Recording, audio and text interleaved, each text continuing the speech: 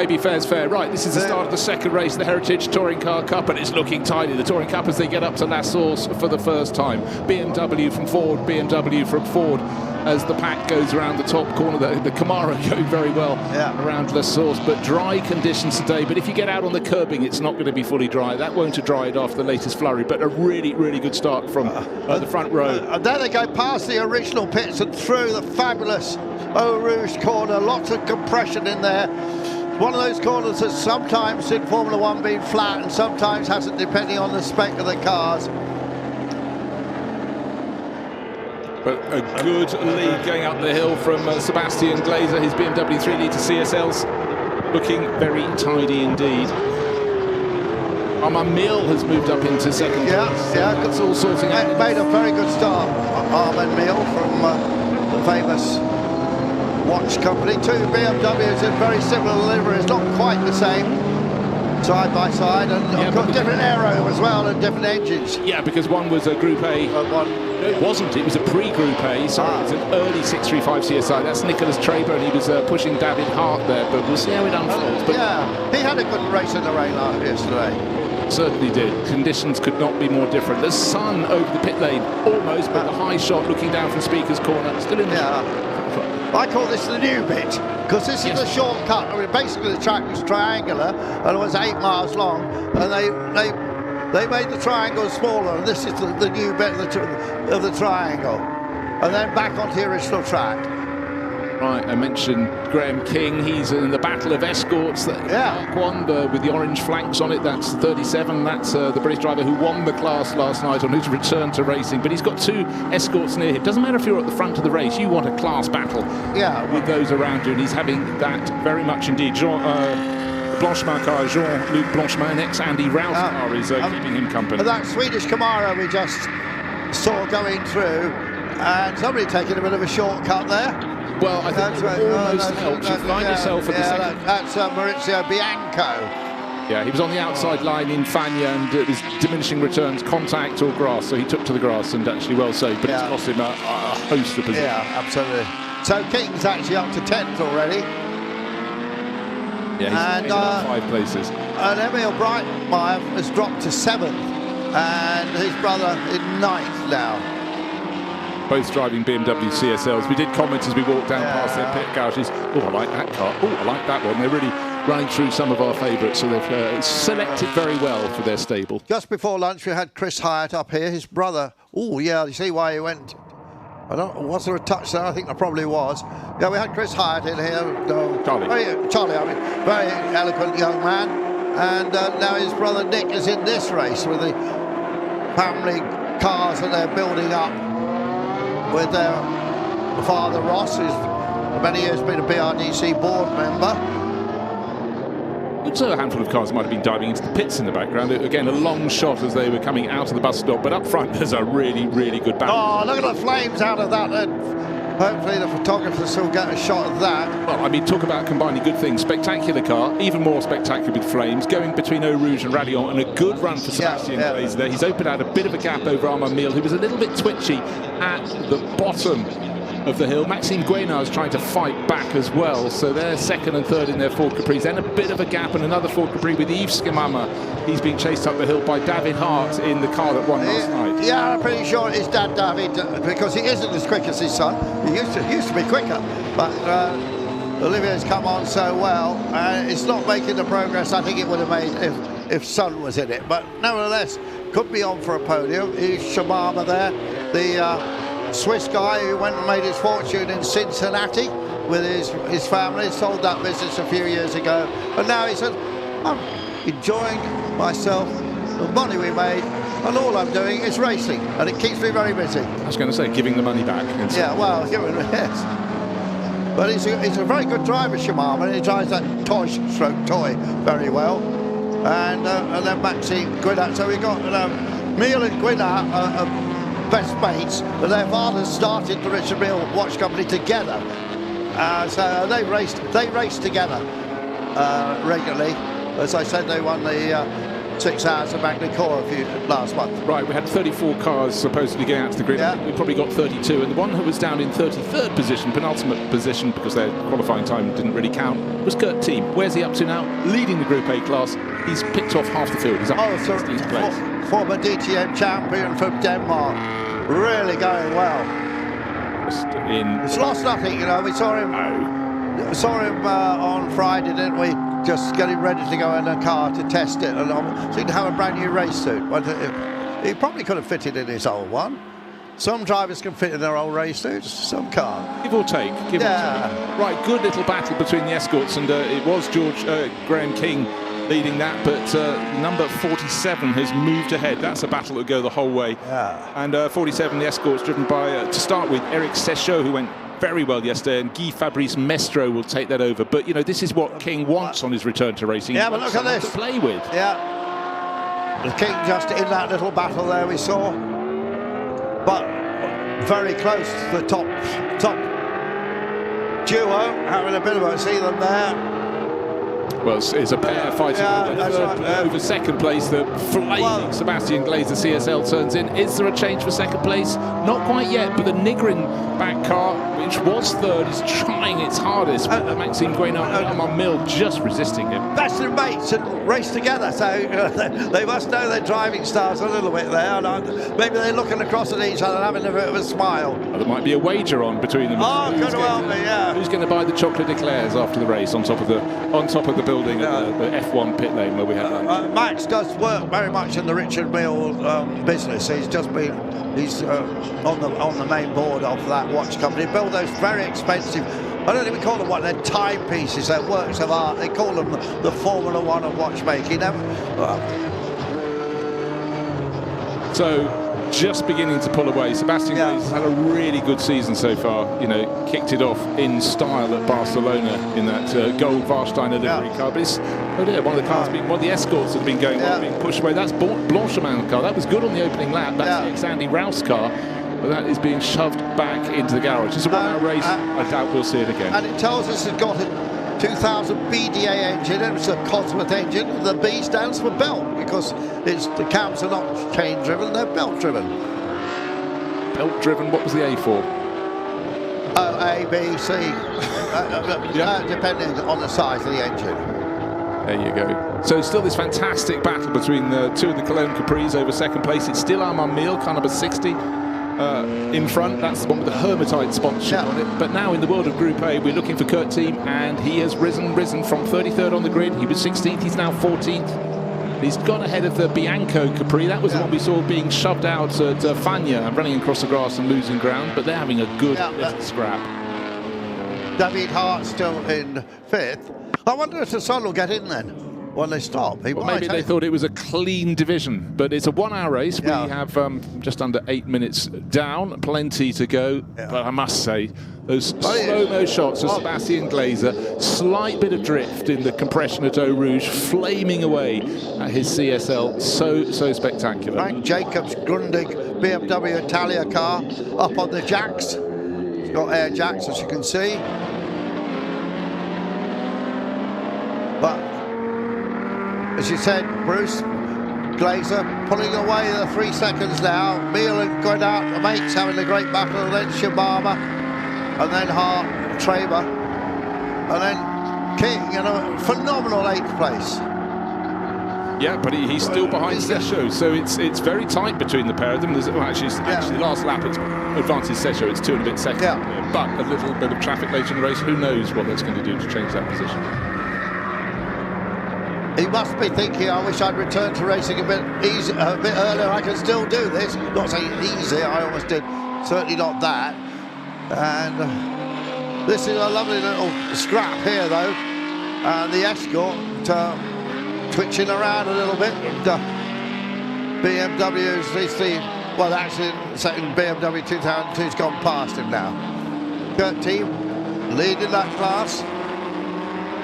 One Mustang in the race. It's a Group A Mustang, but it's down in 4th place and last place in the Group A class. It's Lanksfiat's car, but again, it was a point of difference back in when it was racing in the Group A days, because of course you were beginning to look for Sierra Cosworths and other cars at the very front end of the field. The BMW M3 with its smaller engine, but still duking it out here in some epic Spa 24 Hours. But up front, it's just a masterclass from Sebastian Glaser, leading by best part of getting on towards 5 seconds now. He's very positive with the way he handles everything. He's absolutely on top of this car, but still pushing deep and kicking up a bit of smoke again as he decelerates. He's on the overrun. See, down there, it's a very technical section of the track. It's still wet there. Yeah. When we say down there, we mean to Bruxelles. You've got Bruxelles. Yeah, I forgot that. I can't remember the name of those new corners. Rivage in old money, of course. Yeah. Still. And they changed the names as well, just to make it complicated. Last night, if your headlights weren't working or weren't on, you'd have seen nothing. There was so much spray during this race. Well, we had that interesting situation, didn't we, when Hart was closing for the lead, where his headlights definitely weren't as good as was it Glaser who was chasing? Yeah, it was. Yeah. It was a blaze of white light and a rather weaker, yellower light in front, but it certainly didn't slow Olivier Hart down as he just hunted once. He got past and then pulled clear. And the Watch twins, Guinard and Mille, still literally virtually side by side, not literally. I use the word literally incorrectly, but until they are literally side by side, which they may well be in the next lap or so. Hart up to fourth, I notice. Yeah, he picked off Yves Skamama a couple of laps ago, and he's going to. Well, he's got to find 6 seconds to get on the back of the Tick-Tock duo, the Watchmen of Guinard and Mille, second and third. We've had a message from Race which says start under investigation. Well, I mean, that's normally standard procedure. Yeah. I've noticed that's been up every single time. Of course, it was a rolling start. It was quite a late hold on the red light. Oh, a little bit of a twitch coming onto the start finish straight from our race leader. He's hardly put a wheel wrong, but he gathered it up very nicely. And we have had a change of position behind, because Armand Mille in the 60 Hermitite car is in front. It's amazing. Look at that shot. See the black smoke coming first from the exhaust, and then the flames, which is obviously fuel being ignited as it comes out of the hot exhaust system. It's obviously been well fueled, this car. Sorry, let me just correct myself. I think Maxime Guinard in the Nigrin car that's ahead of the Hermitite-sponsored Ford Capri in there. Wow. Blue oval battle. I think that will be ever-changing battle for third place. It'll be interesting to be on the podium. I shall be trotting down to the podium, so interesting to see how they interact. Most certainly, but up front, interesting now that Maxime Guinard has got the number 50 Capri up into second place, and the livery on that was then carried over to the Zach Speed Capris, those amazing space frame cars that Eric Zakowski and the gang put out from Niedersachsen. What puts me up to it, David Hart is closing all the time, but again, the first three had got clear. Sebastian Glaser pulled clear of Armand Mille and Maxime Guinard, and David Hart just had to work his way up into fourth place. He got ahead of the 635 CSI of Nicholas Traber. That is just coming up towards the top of the Kemmel Straight. A little bit of a gap, and then it should be the Escorts, and so it is. It's Eric Sescho in 6th place now in the number 47, just ahead of Graham King, the race returnee, and the second Escort. That's car 37. And our Swedish friend Nystrom's doing a good job, isn't he, in that... just outside the top 10. Yeah, having a car that they hadn't tested it properly before they came here. An effective new build. And there's one little touch you liked on that car, didn't you, with the names of the drivers on the side, which is... Yeah, not the driver, the original drivers. The original drivers, yes. Yeah, they were in little, slightly diagonal signs. They were gold and had one letter on each in black lettering, and a lot of people in the UK put them on their garden gate to put Mon Repose or whatever the last name was. Yeah, and each letter is an individual little rectangle. Little tile. Yeah. I was quite sure they'd fall off in the heavy rain last night, but clearly stuck on very well indeed. But, it's also quite nice, a racing car in a different colour. It's a sort of metallic-y olive green, effectively. Yeah, it is. Alfa Romeo GTV6, again, standing at pit exit when these cars were going out on Friday afternoon when we got here, Andrew. It was just nice to hear that bark of a GTV6 engine again. And so many engine notes were so distinctive in period. And of course, you'd probably have about 6 different types of cars to listen to during it, but when you're here for something like a 24-hour race, either as a fan or if you're working, just be able to pick out the engine notes is something else that ties you into the race. Yeah, been a lot of talk in the last 10 years about Formula E and the races they have, and they go to some great street circuits. But without any real engine noise, there is something missing in my book. The first race meeting or test session of a season didn't seem to matter which year.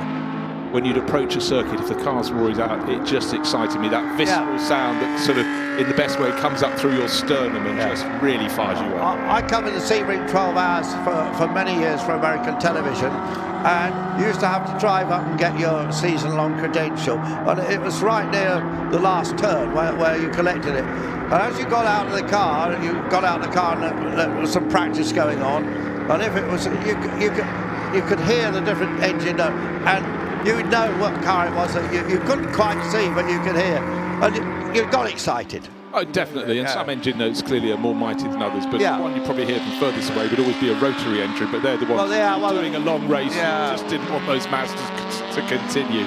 No. That noise, particularly here at Spa. And the four rotor car at Le Mans, that was so loud. But the other great sound, of course, the Matra V12 in both Formula 1 and sports cars. But I have to say the Judd V10 sounds terrific, and we're all looking forward to the new Aston Martin Cosworth-built engine at Le Mans this year. That's going to sound mega. Yeah, may not be on the pace, but it just has a sensational sound. Love both sides of the pond, and you know it will find a whole phalanx of new fans at the South this summer. I want to say this summer, I mean a handful of weeks' time, frankly. So Emil Breitmeyer for a second race has retired. Must have some problem with that car. There's another Vorsteiner livery 2002 here, and inches apart with the Escort with the big flared arches. The 64 car there of Odioni. Yeah, the good thing about that little 2002 Ti in the gold of Warsteiner was Jörg Obermoser's car, and of course we've seen his toys here. Warsteiner. I think he largely dragged the company into racing, but again these would have been the smaller class cars, and over a longer race in the days when mechanical reliability wasn't that great, sometimes you suddenly see these cars getting towards the top 6 if it was something like a 24 hours, where the duration and possibly here or the Nürburgring of weather interrupting play could certainly throw up some unusual results. Number 27, Franchisetti, just been warned for track limits. First warning. And also track limits for the 94 car as well. Yeah, both being warned for turn 3, or as we like to call it, Eau Rouge. Yes. And you can understand, certainly in the last day and a half when the conditions have been very slippery, it's quite easy to go a little too deep into that corner. Kurt Team continues to make up places, but he's only up to 12th. I thought the charge would have been greater than that, but he's had a good little strap. In fact, he's working hard. And just to reiterate, this race is largely for cars from the late 60s into the sort of about 74. But then thereafter, you've got the Group A cars that were later. We've got the confusion later, if you will, because they were mid-80s, but we've got some 635 CSIs that are in the TC2 class. Yeah, there is one. The earlier one, and yes, as if by magic, Nicholas Traber squeaking his way around. And great shots of him working at the wheel and correcting the slide. Right, well, lovely camera work. Yeah, really, really good. So these are the early 635 CSI, and Group A started a little later. So we've got some running in this category and some in the Group A, and the best proponent of those is Kurt Team, who's in 12th place. He's hunting down Nick Hyatt. He's got about 2 seconds to find. He is slightly faster, but the pit window is coming up in 6 minutes' time, so we could have a flurry of cars being brought in for a driver change. Yeah, so the big issue with this is whether Father Hart hands over to Son Hart, and if he does, then he could be on a big charge. He should be able to get himself amongst the top 3, I would have thought. Yeah, well, David Hart is within a second and a half, and so less than that now with Armand Miel, so he's really closed up on that battle. But once Maxime Guinard in the number 50 Ford Capri got clear of Armand, he has opened out sort of 2.5 seconds, and as the cars, that trio of Guinard, Miel and David Hart dive down to Bruxelles. Already the race leader, Sebastian Glazer, has gone through speakers, he's gone through the kink, coming down, and now he's turning into the first part of Pouon. Well, I'm absolutely staggered by the performance of King returning to racing after 40 years. He's got Shisha in front of him by about 6 seconds, but he's got 12 seconds ahead of the 8th place man, Wunderlich. He's done well, and he might say he definitely had 2 races, but they feel completely different. One was after dark, fully in the dark, fully in heavy rain. Yeah. Today, this one, he's got daylight, doesn't even need the headlights if he chooses, but a greasy track, but certainly a different day. Well, yeah, in some places almost a dry track, in other quite a wet track, but there we are at the Spa-Francorchamps. So race lead is 11 seconds at the moment, and we have the pit window opening 4.5 minutes, so next time around will be the penultimate time they should come through before the ones that want to pit early in the pit window change. Alfa Romeo mixed in amongst being lapped, actually. And there's that Mustang you mentioned, that just going through the picture. Yeah. No, I mean Mustang. You do mean Mustang? Of course I do. It's just such an unusual shape.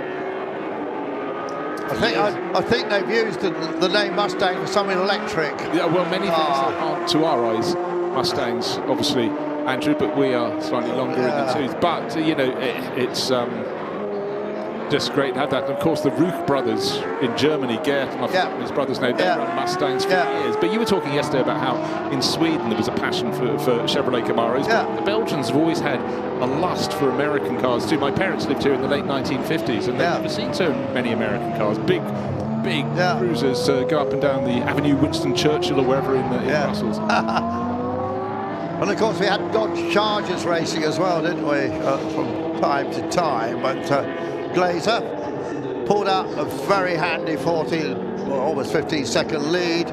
Meal sort of hanging on. David Hart closing up on Meal, just 1.4 seconds behind. So still everything to play for. We're not halfway through this battle yet, but and easier to commentate on than last night, in fact, Bruce. Yeah, I mean, and we've said it before, but I mean, the camera work was astonishing. Yeah, it'd be bad enough in daylight with the amount of rain we had, because the spray would be epic, but at night time, full heavy rain, and the camera crews at the end of anywhere, but particularly at the end of the long run up to the Kemmel Straight to Les Combes, trying to pick out a car with a blaze of headlights, particularly once they started lapping. Right, we've got a driver change happening now, but the pit window is not open as yet for number 55. So for the Hager brothers, I'm afraid this seems to be a little bit of a trip up. Yeah, I think epic's a great word. That's what it was last night. Or biblical, reign of biblical proportions, even. Yes, I said the Hager brothers, but in fact, Daniel Hager's down to race on his own, doing other races with his brother.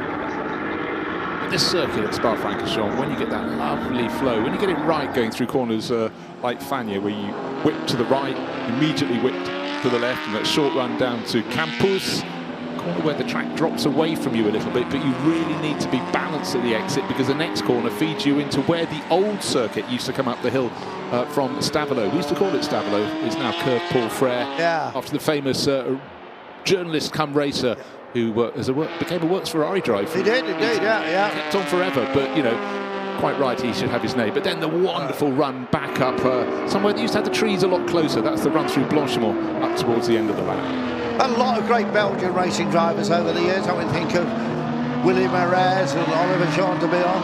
And we've got to remember the guy that's on pole position for the Monaco Grand Prix has got a Belgian mother. There you go. They don't call him Belgian though. They call. It's funny, isn't it? There's a certain man who's called a Thai driver. His mother's Thai, his father's English. He's a Thai driver, but Lando Norris is not a Belgian driver. There we go. You pick and you choose. Yeah. Might be something to do with their passports. Who the hell knows? Doesn't really matter. But yes, exactly. Alex Albert. If you want the money and Thailand wants a driver, then of course, why not? It's also his blood too. And also, of course, a great Thai driver in the past was Prince Bira Siam. A couple of and books about him written by his cousin, who was looked after him, or his father, and an absolutely marvellous read. I don't know if you've ever read either the Vera books, but I have started one, but I'm afraid it's in that massive pile of started books in my office. But I must endeavour. I just took one out that I'd had there for a couple of years. It was written by a British driver for race Austin Healey's a lot called Alex Paul, and raced many other things. So a terrific read. There's so many motoring racing books in, and you've written a lot of them, Bruce. I'm afraid, something put in the bargain basket at your bookshop, but I have turned out quite a few over the years, and some many, many times over. I think my Formula 1 preview book, I think it's on number 28 or 29, I've just started. Yeah, and advertised in the Daily Telegraph last Saturday it was. There you go. You can feel the money not coming in right now. No, I'm not sure about that. David Hart just claimed third position. He'd been hunting down Armand for third place for quite some while. He's gained in the last few laps about 3.5, 4 seconds. Up into third place he goes. But the big question, pit window's just open. Will he be handing it over to Olivier, his son? Or will he say, you did last night, you won. I can see if I can win this race today on my own. Let's see. I think last night David Hart had definitely decided he wasn't going to drive. This might be a different situation. Olivier may be down there saying, Dad, you're doing a great job, carry on. Or, I'm desperate to get in it because I think I can win this motor race. Yeah, the appeal of picking up a double, but it's going to be interesting to see, can Maxime Guinard be caught? Would we have a BMW 1-2 before the pit stops? That's the next target. It's about 3 seconds up the track for David Hart. Probably slightly less now. That Ford Escort battle is still raging. It's about 9 seconds between Eric Sechaud and Graham King, but Graham, I think, is going to be doing the second half of the race as well, whereas Eric is going to hand over number 47 Escort to a teammate in the form of Guy Fabrice Mestreau, and I didn't note in the full rain last night how they balanced up in terms of their natural pace. Maxime Guinard is not getting the best of the traffic as they went through Fagnes down towards Campus, and that is allowing David Hart and indeed Armand Miel to claw back a bit of the time as they chase after second position. But with the pit window open, there are going to be some people diving in very soon indeed, I think. The leader has been warned for track limits, incidentally. Yeah, a few people just getting... Again, the usual place. Right, 174, it's a number. Well, it's 3 numbers, actually, but anyhow, Sebastian Glazer has them on the door of his Warsteiner livery CSL. He's bringing that BMW into the pit lane. He's the race leader. His margin was 17 seconds of advantage, which is a very tidy number to have. Slightly obstructed on the way into the pits, but that's a very comfortable cushion. And John Hindhoff is back in the booth. John, just to bring you up to speed, David Hart's done a good job, but the intrigue is whether he will hand over, and it's probably be in the next few minutes, to Olivier, who drove the car last night, or whether he'll stay in the car. Interestingly, the rain, which came on very, very quickly, is also disappearing very quickly. It looks like it's pouring down at La Source, but I've just walked up from the other end of the pit lane, from the pit-in end at the bus stop, and I didn't get wet. We're at Spa. When I came down from lunch, it was sunny for about 30 seconds. There were cheers. There were cheers, yes. Sun shines on the just, Andrew. Absolutely. Where did that go wrong? Kurt Team still leading that Group A category there, but not making any progress from really 11th place. Right at the back, though, in fairness. He did. Had a great drive up to there, John, but then that's where he's stuck. But he has got quite a handy teammate who's waiting in the pit lane, Vincent Voss, who actually said to you, John, didn't he? He wasn't entirely sure about doing this race, but he's a racer. He said he put his work head off and put the young Vincent, who probably watched these cars as a little nipper, go racing and get out there. He said he hadn't driven competitively for 15 years. I'm really sure that he's done some Fun Cup races that could have, Fun Cup. Maybe he's done Fun Cup. It from his high end as to what's professional. If you're relatively new to motor racing, Vincent Voss was a very successful racing driver, Belgian racing driver in his time, but subsequently huge amount of success with Audis, particularly R8s. And we got one, and they got that Alfa. It's going to get going again. It's now recently switched to BMW and running the BMW factory effort in a hypercar and the GT3 and the GT3, where he's got Mr. Rossi driving for him. Yeah, well, that's a good story, actually. The good news is that the 55 Alfa has regained the track and is heading back down the second part of Pouhon. Valentino Valle, 8 times a world champion in a variety of MotoGP categories, and he had already been doing some GT3 racing, including, and it was up at Speaker's Corner again, that claimed that Alfa. There's the 5-litre Mustang, 1 or 2 Belga. In fact, they're both the Belga cars in lane at the same time. The Ford Mustang 5.0 and the BMW. Yeah, Rossi had done some stuff. He did the 66 in Abu Dhabi with some friends a few 4 or 5 years ago in I think a Ferrari GT3. Yeah, also Ferrari. Yeah, but John, much before that, he tested a Ferrari Formula 1 car at Fiorano and was really quick. And there was a little bit of talk that he might make the jump, but he was right at the height of his MotoGP. Absolutely, he was. Yeah, powers at the time. And so that didn't happen. And he'd expressed an idea that he might want to come and do some stuff, and immediately, of course, the telephone lit up with people saying, you know, we'll give you a drive. Can we get access to your followers on socials, etc., etc. Whereas Vincent Voss went to see him in person, sat down with him, and said, "Where do you want to be when you do this?"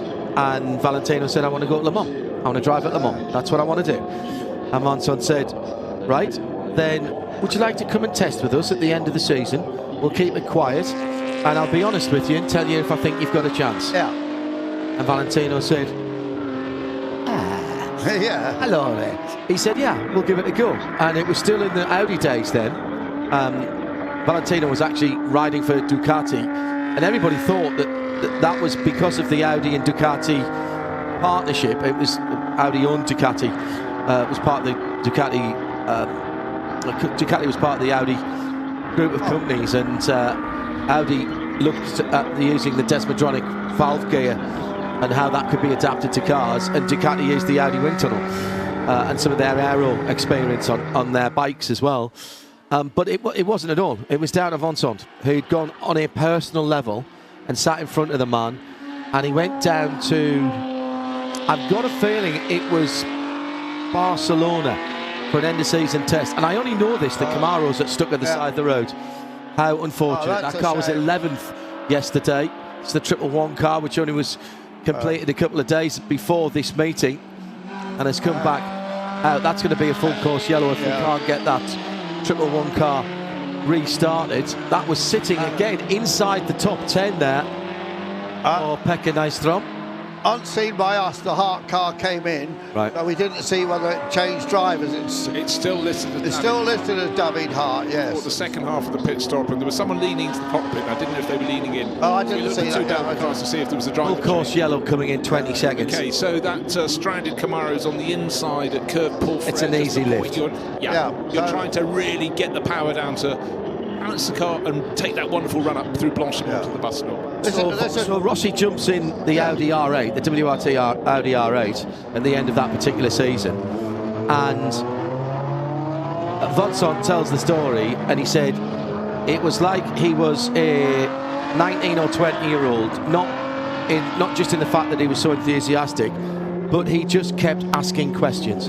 And the fact that he was a multiple world champion in a different discipline, also in motorsport, he basically just said, treat me like I know nothing because I know nothing. Yeah. And he sponged it all in and showed some promise. Subsequently, the move to BMW, and he came to Dubai 24 and did some racing there, and his nighttime stints were outstanding. He's already had a test in the hypercar, the BMW hypercar. Has he? Yes. That was last year, I think. I don't know the upshot of that, but it's quite clear from his driving, particularly at places like Bathurst. He wants to go back and get a better result at Bathurst. He wants to get a better result at Le Mans, but he has, I'm told by everybody in the team, he has no airs and graces. Yeah. Meanwhile, on the race track, watch the situation. The pit window is about to close, and the leader had not been into the pits. Oops.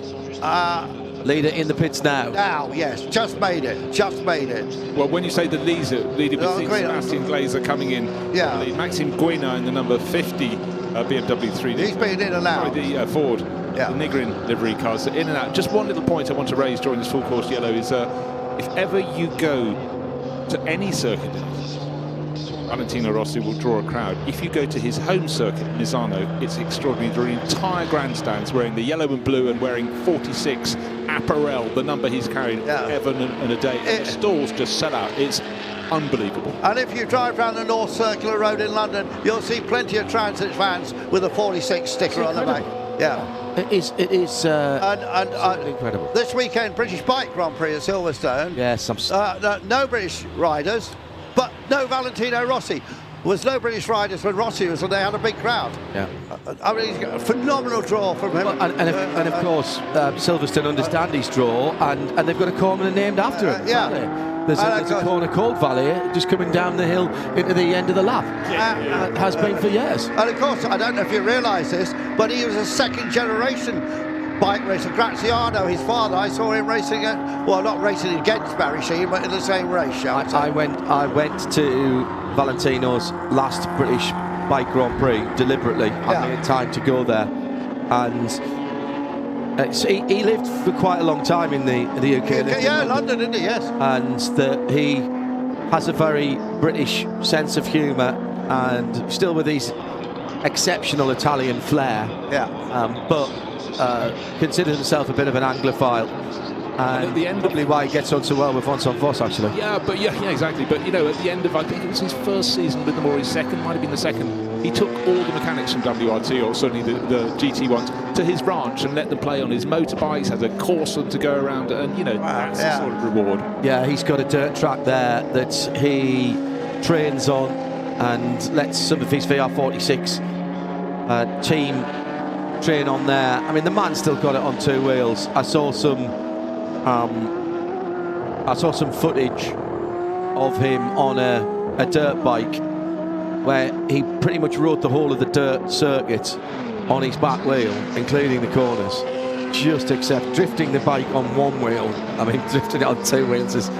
George, mate, for those who weren't with us yesterday, we just seen a picture of the Nigrin sponsorship with the man with the ladder. Yes. And you know the full story of that. It's worth telling again, actually. There it is, look. Well, it's the Liqui Moly Nigrin car. Nigrin go back into the 1800s in Germany, and were formed as a cleaning company. And as we go back to green with the pit window closed, and that incident between the number 3,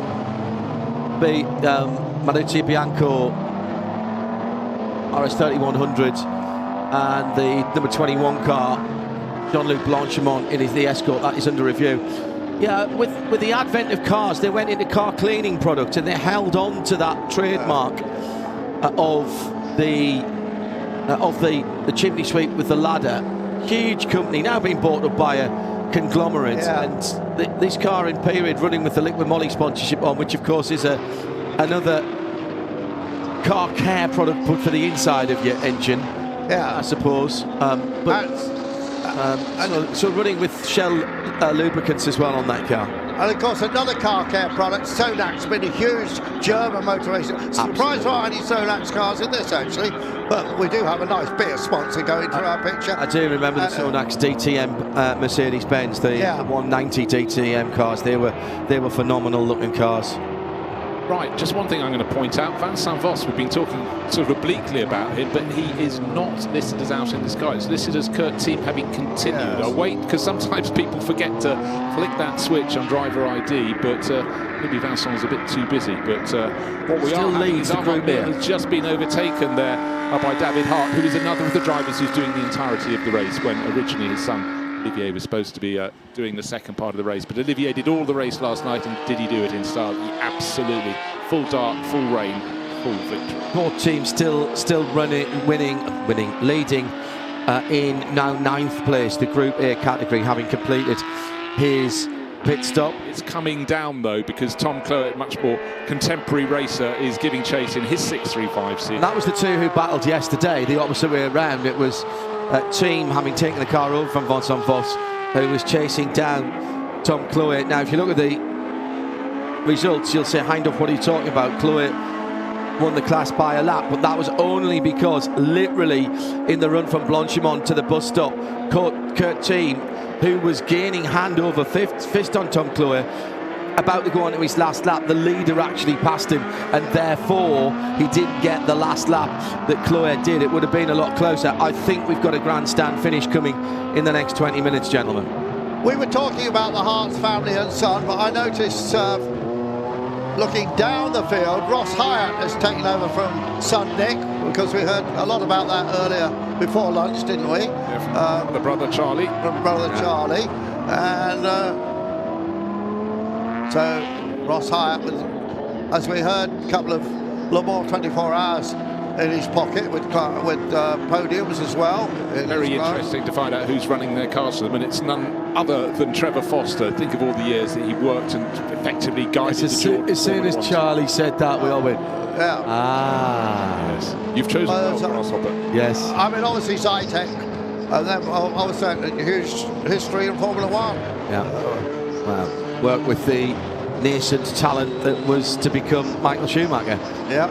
I mean, he always had talent, but Trevor was right there at the beginning. And actually, the list of Trevor Foster alumni is very, very long indeed in terms of teams and drivers.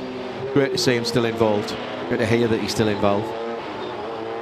Guy Fort in third place, by the way, in the Group A category with that lovely GTV6 Alfa Romeo. Another wedge-shaped design, product of its era. Criminally underappreciated car, that for me. The rear drive V6. Yeah, 2.5, but also the 2.5 litre. It just had a lovely, lovely engine. I later had an Alfa 3-litre V6 and a 164, and when I was a bit cross, I'd drive it and rev it quite a lot. It was music to my ears. Oh yes. Then I paid the fuel bill. In that section of the track, you can see a clear, dry line through there now. So Gunnar, big lead, 35 seconds over Glazer. Then we believe it's David Hart. Armel Meal. And what a sensational performance by King, don't you think? Yeah, well, I just think totally. I mean, last night, I think you'd have thought, actually, for your comeback race, do you want to be in full darkness and full rain at Spa? Yeah. But he absolutely just lapped it up. And today, maybe where a little less bravery is required on the return, and a little more finesse and a car setup that's suitable to the dry, that could be costing him. But for Graham King, he's leading the Escort class.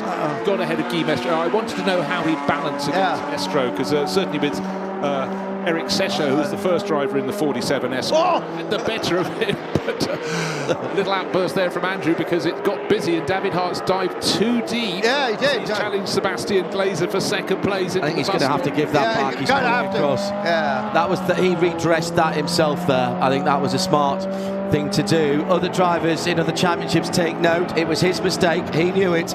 He didn't have to be told on the radio. Well, he couldn't have been, because he doesn't have one. He realised there that he was pulling back over and letting that Schwarzenegger BMW go through.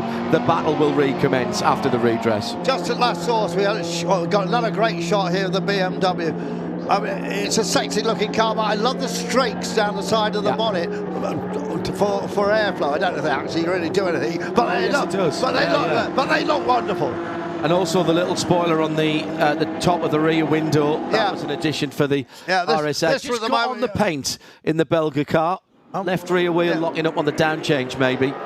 But he did the right thing, joined where you meant to rejoin, but then immediately pulls over to the left-hand side of the road to give the Escort and his competitor room to go by, and then makes a clean pass at the come half a lap later.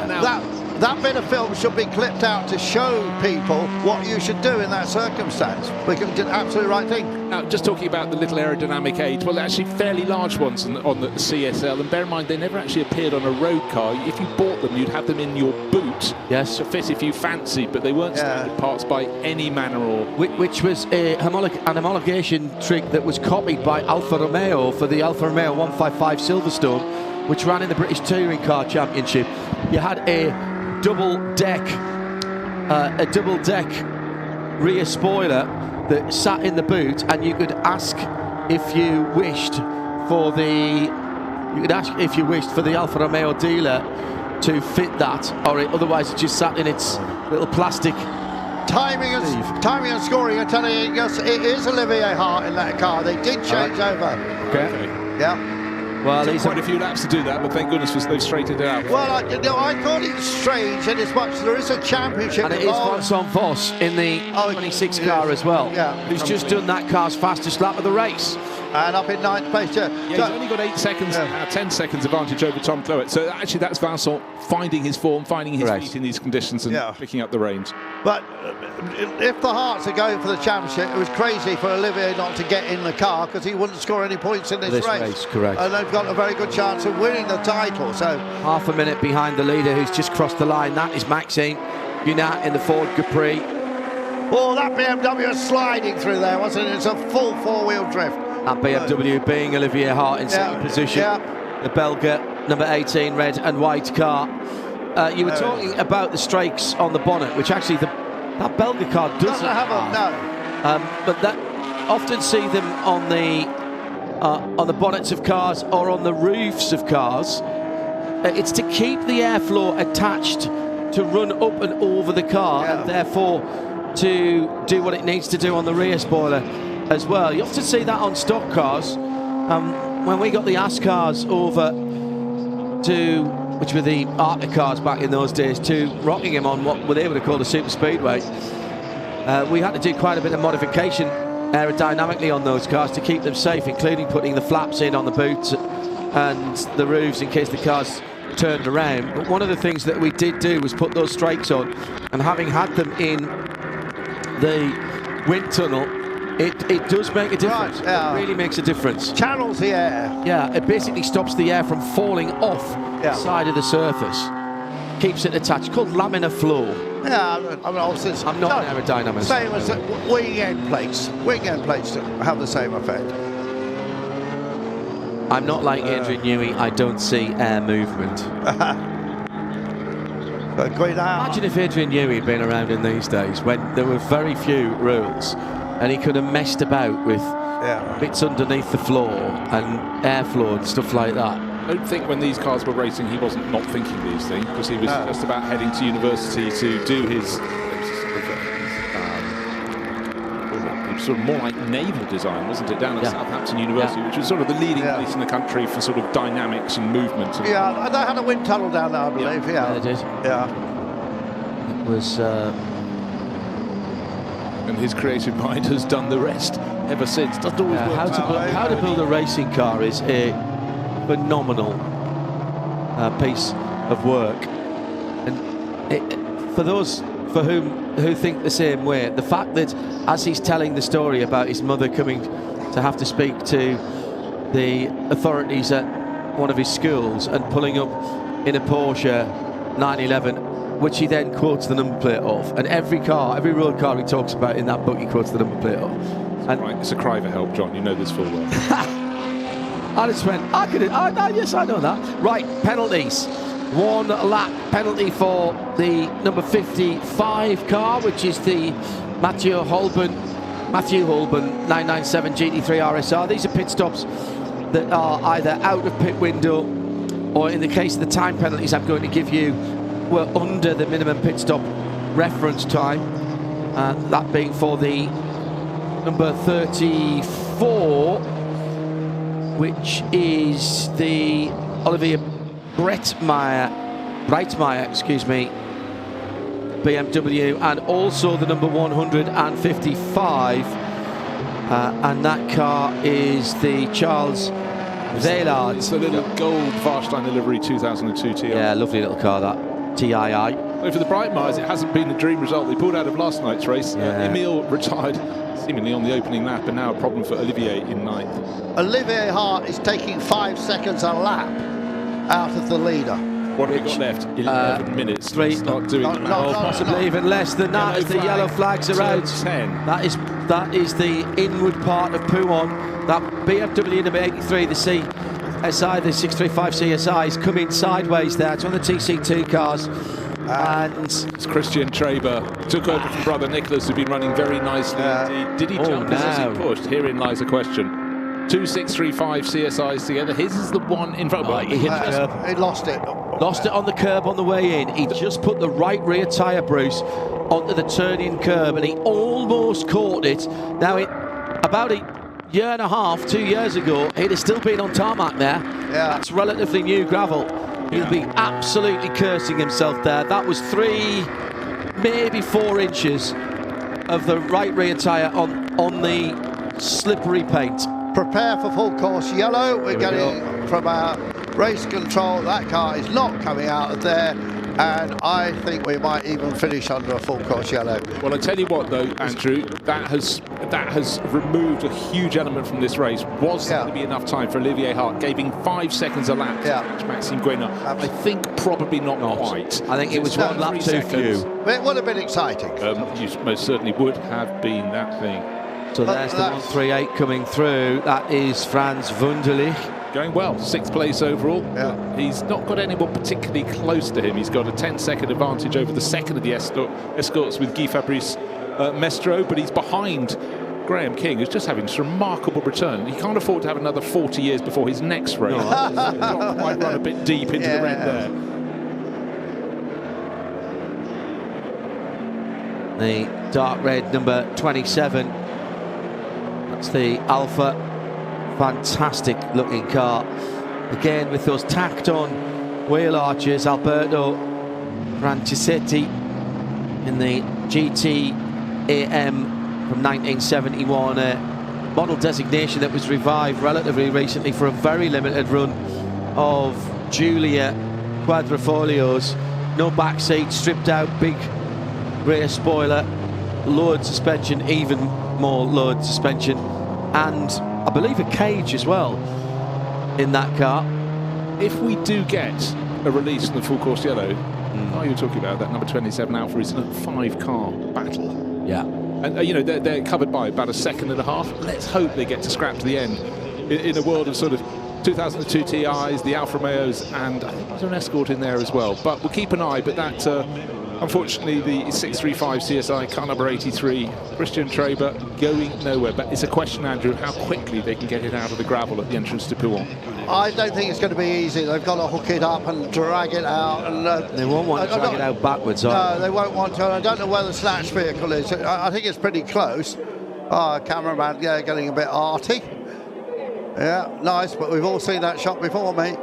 I'm so happy with it right now, just checking the footwear of the mechanics in the pit lane. Not really a hobby of mine, quite frankly. Right, the Hyatt family CSL, the yellow one is just in front Olivier Hart. That means there must be a lap between them at this point. Ross is running in 11th position.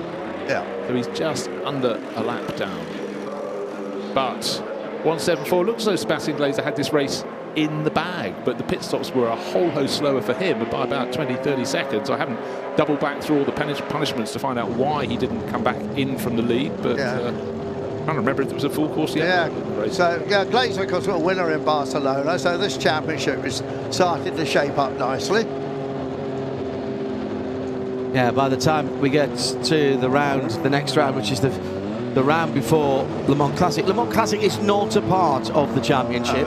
So Dijon next time out in a couple of weeks' time, that will be halfway through the championship, and then we have Monza, Paul Ricard, and the final at Estoril in Portugal at the end of the year. At Le Mans Classic, of course, they call the groups plateaus. Yeah. And the plateaus go back pre-war, which of course we don't have in this series. I mean, we see them in other series, particularly in Britain. That's getting heavy now, isn't it? It is. You know, who'd want to be a weather forecaster in Belgium?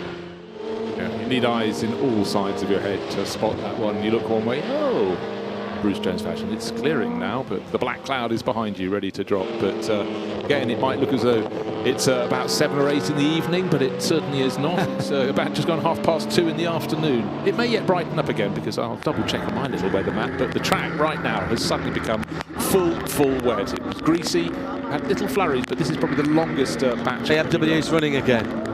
out of the gravel. Well, I go back on what I said. We're back to green. That was a great snatch, as they say. They have been at the top of their game. I would put the team here in terms of quality of snatch here as quick and as efficient as what you see on the streets of Monaco. No, I agree. Really good. I've really been impressed because I don't know, maybe the way they've got their gravel tracks, but they do seem to be able to pull cars out. They do better than other surfaces. Do you think they're using a different grade of gravel here? It so works really well. Well, funny you should say that, because that's been a subject of some debate over the years. If you remember, Toyota lost a Le Mans that they had pretty much in the bag with a late puncture on the GT1. Yeah. And that was attributed by the tyre supplier afterwards to have been caused by a small piece of gravel from a gravel trap, and now the 64 Escort is in trouble. That is the all-white car that is at the side of the circuit looking brilliant with its mini lights on. Could be about to go on a tarmac rally stage as well. Absolutely. Yeah, that was determined to have been a piece of gravel, which was a small piece of flint. Yeah. It was in the gravel. And not pebbly style. Correct. Yeah. And I've got some of that gravel still at home. And when I look at that now as to the little bits and pieces of gravel that may have found their way into my luggage at various times down the Le Mans, I mean, it gets everywhere, doesn't it? They are much more pebble-like, as if you'd got them from the big, very round edges, and they tend to be slightly bigger stones. Anyway, the gravel traps work really well here. That car was pulled out of there so quickly. Very surprised. But it stopped any chance of Olivier Hart getting close to Guinard. Well, the only chance you have, by the way, that 64 Escort has rejoined, but bizarrely, I can't find it on the timing screen. Oh, there it is. Hervé Odione. And the Vincent Vos car is up to 7th place overall. Yeah, just gone past Guy Fabrice Mestre. So and the Escort has stopped again at the corner. So now that car needs to get going again. It's had a spin, it's rejoined. Is it still running? I was trying to look at the exhaust to see if it was moving water on the surface of the circuit. And the red flag has come out. All right. The race is done. So Vincent Vos will not get that position. However, he'll still win along with Kurt's team, the Group A class. The results will go back to the last completed lap, which will be at the end of lap 16 for Maxime Guinard. I was going to say, Bruce, the only chance that you've got if you're chasing is to get a jump when the green flags come back out and hope that whoever it is that you are